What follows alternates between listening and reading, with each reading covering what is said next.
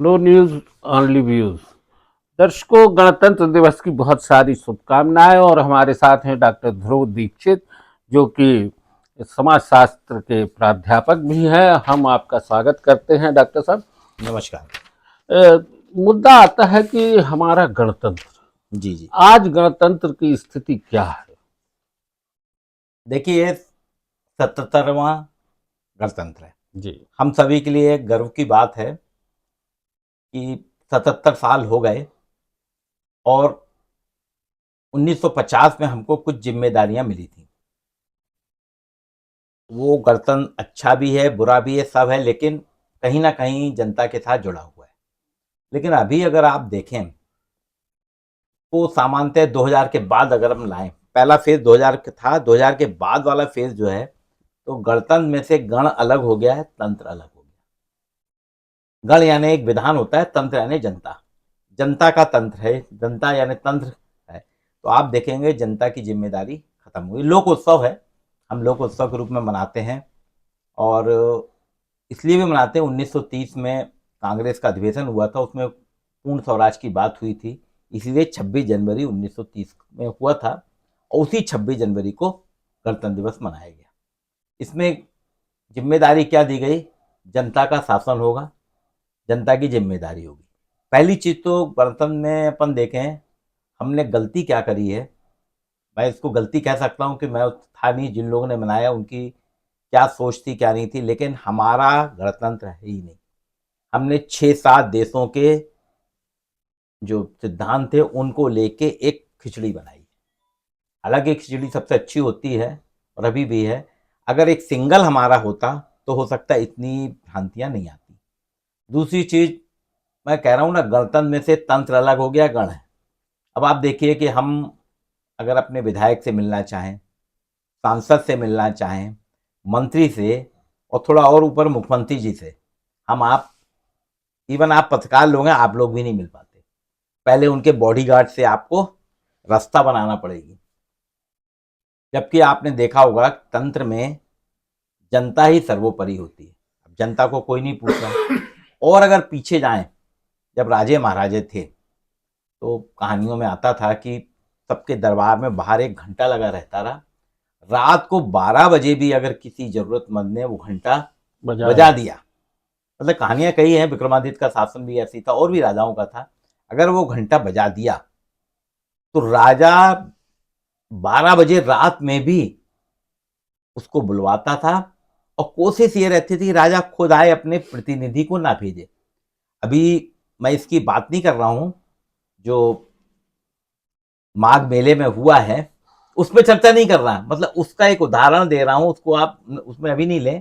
कि आप देखिए कि बहुत से ऐसे हैं, मंत्री जी मिलते नहीं हैं। आप मंत्री आते हैं, लोग बाग बड़े उससे आज ये अपने आवेदन देते हैं, कुछ जरूरत के लिए लेते हैं, वो लेते हैं, भोपाल जाते हैं, फिर कोई अता पता नहीं। तो ये गणतंत्र नहीं है, ये लोकतंत्र और एकता का उत्सव नहीं है। हम आज 26 जनवरी हम नहीं मनाया, कॉलेज गए थे मनाया, आपने भी कई जगह देखा होगा। तो लोकतंत्र और एकता का उत्सव है, हमारी पहचान है, लेकिन हमारी पहचान अब धीरे धीरे खत्म हो रही है। इसमें दो चीजें और आती, अभी आपने थोड़ी सा माघ मेले का जिक्र कर हम्म, दिया, इसलिए बात वहां भी शुरू होती है। धर्मनिरपेक्षता की बात आती है। अच्छा, अब इसमें धर्म की भी बात इसलिए आती है कि अभी अभी देखने में आ रहा है कि धर्म का जो एक बड़ा विस्फोट हो रहा है, और सत्ता के संत और शंकराचार्य, ये इस तरीके की स्थितियां बन गई हैं। सत्ता में के पक्ष में कुछ संत खड़े हो जाते हैं, कुछ सनातन की बात करते हैं, हिंदू सम्मेलन हो रहे हैं। लेकिन आप ये बताएं कि हम धर्मनिरपेक्षता से हट क्यों रहे हैं? देखिए, इसमें मैंने बताया ना कि मैंने पहले ही कहा था कि गणतंत्र जो है हमारा नहीं है। हमने कई लोगों से मिलके कई सिद्धांतों से बनाया, फिर धीरे धीरे हमने उसमें से तंत्र जनता को अलग करते चले गए। तो जो राजशाही थी, राजशाही भी जनता की सुनती थी। लेकिन अभी क्या है, जो भी सरकारें हैं, चाहे राज्य की हों, चाहे पंचायत की हों, चाहे नगर निगम की हों, या आपके केंद्र की, ये अपने एक माया जाल में चल रही है। जो ये चाहते हैं तो उसमें सभी उनके फॉलोअर हो जाते हैं। जो उनके फॉलोअर होते हैं उनको मलाई भी मिलती है, रबड़ी भी मिलती है। और जो विरोध करता है, अब आप देखिए पत्रकारों में भी कई ग्रुप बन गए हैं। कुछ पत्रकार हैं आप जैसे लोग जो बेबाक टिप्पणियां करते हैं, बिना काट छांट के जिससे जो लेते हैं उसको वैसा ही चला देते हैं, और देखिए बाकी चैनल कैसे चल रहे हैं। तो वो सत्ता के साथ जुड़ गए ना, आप सत्ता के साथ नहीं जुड़े, आप सत्य को रख रहे हैं। तो यही हाल है कि हमारे साधु संत भी, जिनका काम सिर्फ धर्म पे काम करना था, धर्म की सच्चाइयां बतानी थी, धर्म के आधार पे जनता को जोड़ना था, वो उन सब कामों के साथ साथ राजनीति भी करने लगे। जब राजनीति करते हैं तो राजनीति में तो सीधा सा है, अगर नेता को आपकी बात पसंद आएगी तो वो आपको लेके चलेगा, अगर जरा सा भी लगा नेता को कि आप हमारे खिलाफ बोल रहे हैं तो आपको ऐसा बाहर फेंकेगा कि आप उम्मीद नहीं कर सकते। वही हो रहा है। अभी दो चीजें और आती हैं, जैसे कि अभिव्यक्ति की स्वतंत्रता, इस पे लेके भी सवाल उठते हैं लगातार। अभी आपने 2000 के बाद के गणतंत्र की बात की, और 2014 के बाद भी एक नया गणतंत्र सामने आ गया, जहां पे स्वच्छंदता और अभिव्यक्ति की स्वतंत्रता, ये दो तीन मुद्दों पे बात होती है। तो लगातार ये देखने में आ रहा, अभी न्यायपालिकाओं पर भी सवाल उठ गए बहुत सारी जगहों पर। तो आपको क्या लगता है कि जो गणतंत्र की मूल भावना थी, उसमें कहीं ना कहीं कमी आती जा रही? देखिए बहुत पहले अपने यहाँ एक व्यंगकार हुए हैं, हरिशंकर परसाई जी, ठिठुरा हुआ गणतंत्र, ठिठुरता गणतंत्र, उनने यही दिया था, ठिठुरता गणतंत्र। उनका कहना था कि गणतंत्र के दिन लोग वाक ठिठुर रहे हैं, ना तो वो ताली बजा पाते हैं और ना ही अपनी जेब से हाथ बाहर निकाल पाते हैं, और उसमें भी कई लोग ऐसे हैं कि उनको ठंड लग रही लेकिन उनके पास जेब ही नहीं है।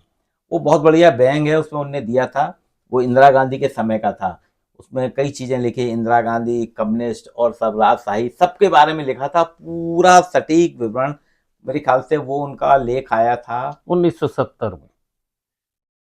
70, हाँ वो नहीं 70 के बाद का है वो, हाँ क्योंकि लगभग उसके बाद हाँ, है 70 से 80 के बीच का है ठिठुरता गणतंत्र, है ना। और हाँ हो सकता है 70 हो, उतना नहीं, लेकिन मैंने वो पढ़ा है। लेकिन वो अगर आप देखें, अगर देखा जाए तो कम से कम 50 साल पहले उन्होंने दिया था।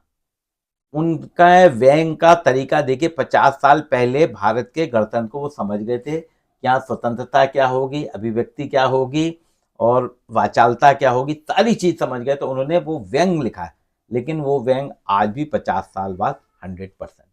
पहली बात तो देखिए गणतंत्र में सबसे बड़ी कमी क्या है कि आज आप कह नहीं सकते, जैसे मैंने आपको अगर ये फॉर्म दिया, ये फॉर्म दिया है, इसमें आपका नाम है, जाति है, उम्र है, नागरिकता है। अगर आपने भारतीय लिख दिया तो हो सकता है कुछ जगह उस पर ऑब्जेक्शन आ जाए, बोले आप भारतीय नहीं, आप इंडियन लिखिए। तो कहीं भी इंडियन और भारतीयता दो प्रकार की नागरिकता नहीं, या तो आप भारत बनाइए या फिर इंडिया बनाइए। एक तो ये है, आपने इंडिया भी कह रहे हैं, भारत भी कह रहे हैं, भारतीयता भी कहते हैं और इंडियन भी कहते हैं। कई रेस्टोरेंट्स वगैरह में अक्सर विवाद आता ना कि आप भारतीय यूनिफॉर्म में नहीं जा सकते हैं। मकबूल फिदा हुसैन को भी लौटा दिया था, वो नंगे पैर हाँ चले वो गए थे। काफी दिन पहले की बात है, पर लेकिन ये उसके बाद फिर देश नहीं, में पर अभी भी कई जगह होता है, बड़े बड़े 5 स्टार होटल्स में वो उनके नॉर्म्स हैं, उसके हिसाब से चलने देते हैं, आप वैसे नहीं चलने देंगे। तो ये दूसरी चीज ये है कि स्वतंत्र तो सभी हैं, आप भी स्वतंत्र, ये भी, हम भी स्वतंत्र, लेकिन आप बताइए मन से हम स्वतंत्र नहीं। आज स्थिति ये हो गई है कि अगर आप देखें, सरकार ने करोड़ों का फंड दिया है। पहले तो ठीक था, राजीव गांधी ने कहा था कि 1 रुपए जाता है, 85 पैसा गायब हो जाता है, 15 पैसा ही जरूरतमंदों के पास जाता है। मोदी जी ने एक काम बढ़िया करा, डायरेक्ट बेनिफिट, तो आपके अकाउंट में पैसा जाता है।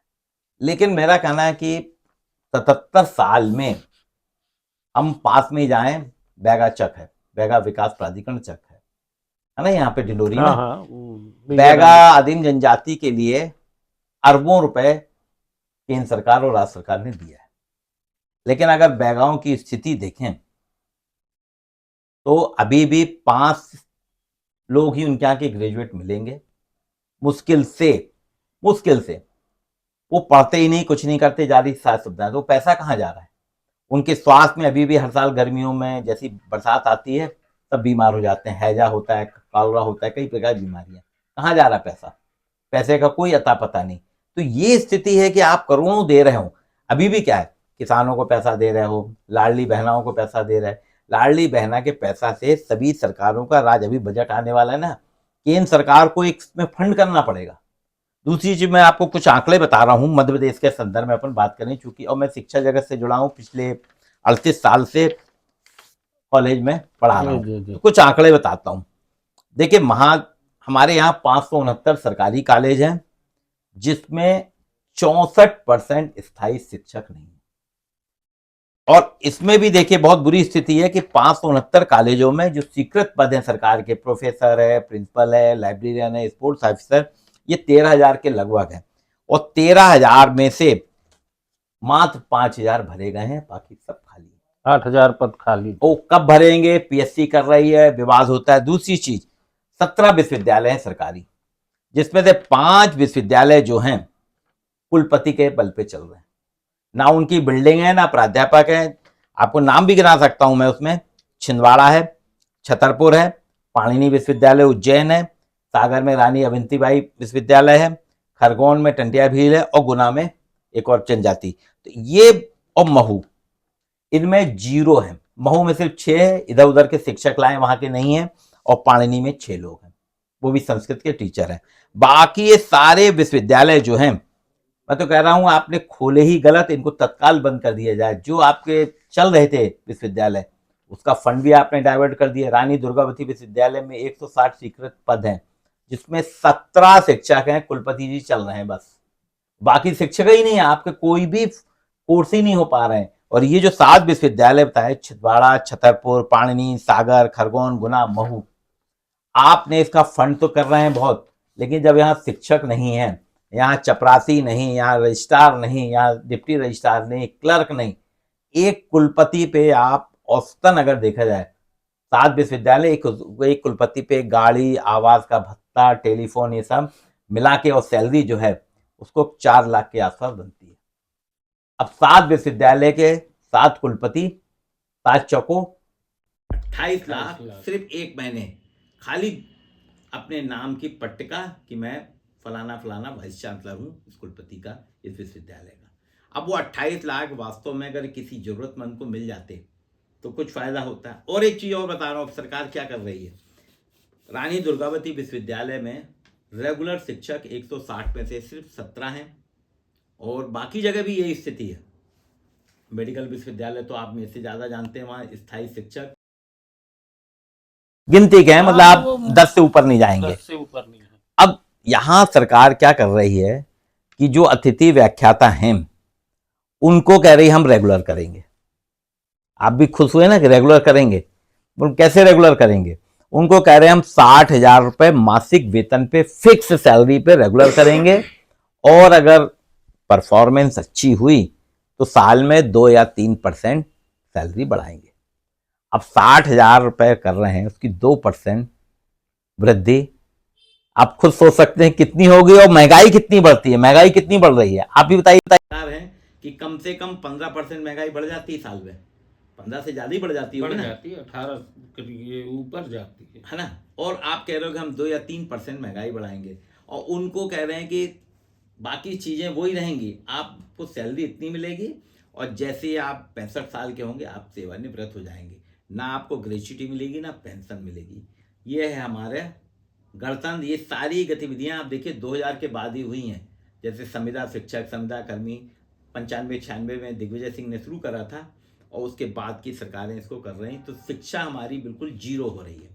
ठीक यही आप देखिए हेल्थ का है, मतलब हर सरकार जो आती है, बस 2 सेकंड लूंगा, नहीं शिक्षा और स्वास्थ्य पे कहती ना हमारा करोड़ों, अभी बजट आ रहा है ना, लेकिन उस बजट को अगर आप मिलाएंगे उसका इम्प्लीमेंटेशन 0 होता है। डॉक्टर साहब, मोहन यादव जी पहले उच्च शिक्षा मंत्री थे, फिर जैसे अभी मुख्यमंत्री बने, तो मध्य प्रदेश के उच्च शिक्षा के क्षेत्र में क्या कमियां हैं, इससे तो वो वाकिफ हैं, लेकिन वो भी इस दिशा को नहीं सुधार रहे। देखिए, सुधारना और जानना दोनों में अंतर है। मैं जानता हूं घर में क्या कमी है, क्या कमजोरी है।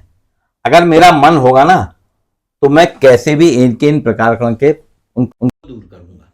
लेकिन मेरा मन हो गया कि कमियों को दबा के रखो और समस्याएं लाते रहो। मैंने आपको बताया ना, ये 17 विश्वविद्यालय में आपको 7 विश्वविद्यालय खोलने की जरूरत क्या थी।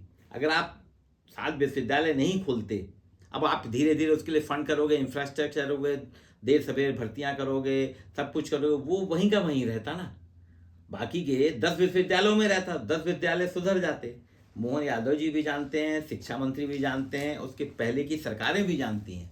लेकिन हम क्या कर रहे हैं, गणतंत्र में हमने क्या कर दिया है कि तंत्र को अलग कर दिया है। गण यानी सरकार चला रही है, सरकार जो चाहेगी वो चलेगा, तंत्र जो चाहता है तंत्र के हिसाब से नहीं चलेंगे। जब तंत्र को ही आप अलग कर देंगे, तंत्र की कोई सुनवाई नहीं है। मैंने कहा ना, पहले घंटे बजाते थे लोग तो सुनने आते थे। आज आप बताइए, आप कितने घंटे बजाएं, कितनी लोग मांग करते हैं, कुछ होता है। नर्मदा नदी में देखे ना, अभी नर्मदा जयंती बनाई हमने, नर्मदा नदी के लिए बता रहे हैं कि इसका जल जो है, भोपाल के एक साइंटिस्ट हैं, उन्होंने आचमन किया था कि आचमन लायक नहीं बचा, टेस्ट करके बताया, बोले इतने बैक्टीरिया हो गए। उन्होंने होशंगाबाद लिया था, भोपाल के आसपास बरेली में लिया था, बोले पानी पीने लायक ही नहीं है।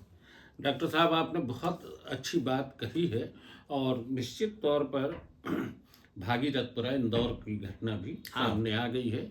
माँ नर्मदा की बात करते हैं, बहुत सारी अर्चना पूजा करते हैं हम, उसे एक जीवित इकाई के तौर पे भी नदियों को माना गया है। लेकिन जिस तरह से नर्मदा के प्रदूषण की स्थिति देख रहे हैं, आने वाले वर्षों में नर्मदा के अस्तित्व पर अगर यही कुछ होता रहा तो नर्मदा के आसपास जल, जीवन, जंगल सभी नष्ट होने की स्थिति में होंगे। गण और तंत्र अलग अलग हैं। गणतंत्र दिवस पर ये चर्चा हुई। डॉक्टर ध्रुव दीक्षित जी ने बहुत अच्छी बात की, बहुत बहुत धन्यवाद। बस एक चीज कहूंगा, आपका बढ़िया है, नर्मदा जयंती हुई है और हम सभी नर्मदा के ऋणी हैं, क्योंकि हमारी पूरे मध्य प्रदेश की लाइफ लाइन है। लेकिन आप देखिए, मध्य प्रदेश नहीं, पूरे इंडिया की एकमात्र, या मैं समझता हूँ विश्व की एकमात्र नदी है जिसकी परिक्रमा की जाती है। किसी नदी की गंगा की भी परिक्रमा नहीं होती, लेकिन नर्मदा नदी में रिसोर्ट तटों के पास बन रहे हैं, सीवर लाइन पूरी वहीं जोड़ी जा रही है। इंदौर का जो हादसा हुआ, वो भगवान की दया है कि मध्य प्रदेश के बाकी 53 जिलों में जहाँ जहाँ नदियाँ हैं और भी गंगा नर्मदा के अलावा, वहाँ ये चीज़ नहीं हुई। धीरे धीरे जैसे आपने देखा हो, परियट और गौर नदी जो सहायक नदी है ना नर्मदा की, वो जो खत्म हो गई ना, गोबर की नदी हो गई। मेरे को नहीं लगता कि अगर यही हालात रहे, हमने सुधार नहीं किया, अगले दशक तक यानी 12 साल बाद नर्मदा भी गौर और परियट की तरह एक नाम की नदी रह जाएगी। इसलिए हमारा आपसे प्रयास है कि आप भी जागृत करें, मैं भी जागृत कर रहा हूँ कि हम नदी की पूजा को थोड़ा सीमित रखें, ज़्यादा उस क्षेत्रों में जाके प्रदूषण ना करें, ना अपशिष्ट फैलाएं, और नर्मदा को बचाना हम सभी मध्य प्रदेश वासियों की पहली जिम्मेदारी है। गण रहे, तंत्र रहे, गण और तंत्र रहे ना रहें, लेकिन नर्मदा रहना चाहिए। दोस्तों, ये बहुत बड़ी बात है कि हमारी जीवन रेखा माँ नर्मदा, जिसे आप पूजते हैं, जिसे हम जाके वहाँ पर आचमन करते हैं, अगर उसका जल आचमन लायक भी ना बचेगा और ये चेतावनी कोई दे रहा है, तो हमें चेत जाना चाहिए, हमें सावधान होना चाहिए। आज की चर्चा यहीं तक। बहुत बहुत धन्यवाद। नमस्कार।